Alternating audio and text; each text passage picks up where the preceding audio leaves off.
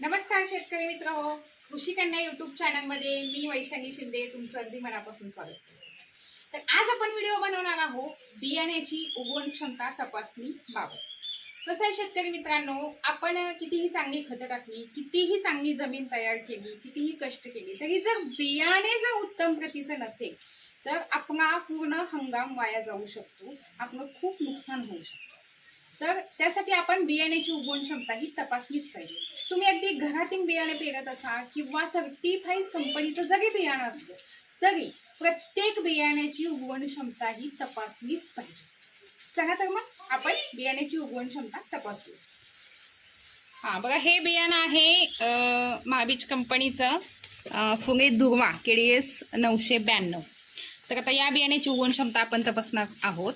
बघा इथं हे स्टिकर आहे ना बियाण्याचं, ह्याच्यावरती बियाण्याची सगळी माहिती असते, कंपनीची सगळी माहिती असते।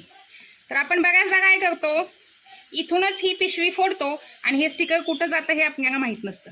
तर तसं न करता आपण खालच्या साईडनं पोतं फोडणार आहोत आणि हे जे स्टिकर आहे ते शेवटपर्यंत आपल्याला जपून ठेवायचं आहे। कारण जर आपलं बियाणं चुकून जर खराब निघालं तर कंपनी आपल्याला संपूर्ण नुकसान भरपाई देते। त्यासाठी आपल्याकडे हा पुरावा असणं आवश्यक आहे। त्यासाठी हे जे स्टिकर आहे ते अगदी सोयाबीन निघेपर्यंत तुम्ही व्यवस्थित जपून ठेवा, ठीक आहे।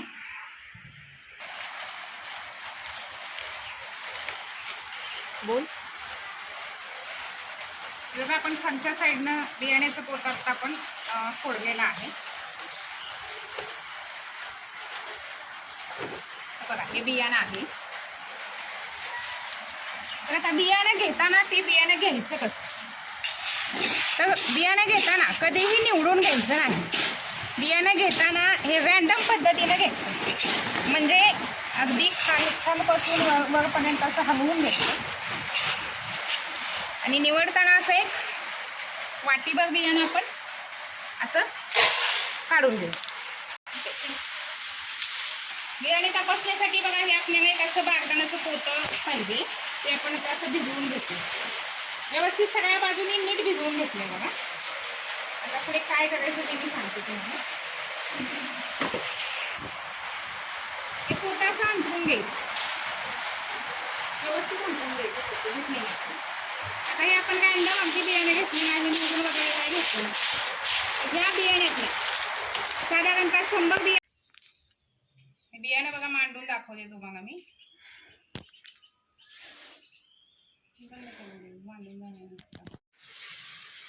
तर बघा या पद्धतीने 100 बियाणं आपण लावलेलं आहे। त्या आडव्या 10 ओळी व्यवस्थितपणे लावून घेतलेत। आता याचं काय करायचं, तर हे हळूहळू असं गुंडाळत जायचं व्यवस्थित, की जेणेकरून ह्या ज्या लाईन्स आपण लावलेल्या आहेत त्या अजिबात हे नाही झाल्या पाहिजे।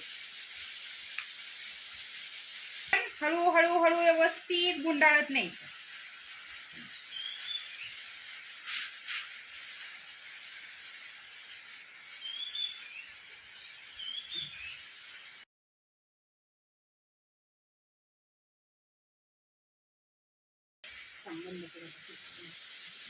हे गुंडाळल्यानंतर अशा प्रकारे 2 ठिकाणी सुतळीने असं घट्ट बांधून घ्यायचं।